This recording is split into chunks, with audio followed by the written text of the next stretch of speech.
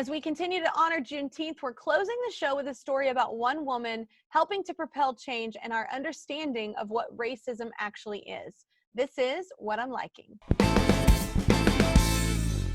All right, so when Kennedy, a woman in St. Louis, looked at the definition of racism in the Merriam-Webster's dictionary, she realized it was way off base. So she reached out to the publisher with her objections. Lo and behold, not only did she hear back, the makers of the dictionary agreed with her. They wrote her saying, a revision to the entry racism is now being drafted to be added to the dictionary soon. I mean, talk about affecting change. Let's get Kennedy on the line. Hi, Kennedy, how you doing? Hi, I'm doing good. How are you? I am just sitting over here very impressed with you. So tell us about the issue you see with the current definition of racism. Yeah, right now, the definition now basically states that it's the belief that race determines a person's capabilities and that these racial differences make one race better than another.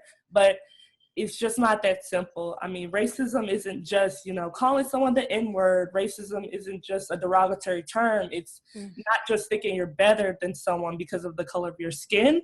You have to include the word systemic when discussing racism because a huge part of racism is, putting systems that are in place that are designed to keep one race of people behind.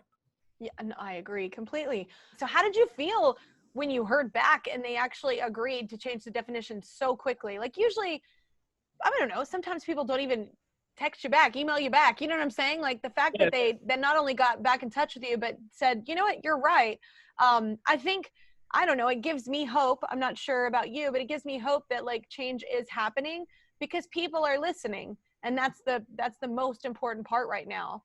Exactly. Yeah. How did you feel when they did that?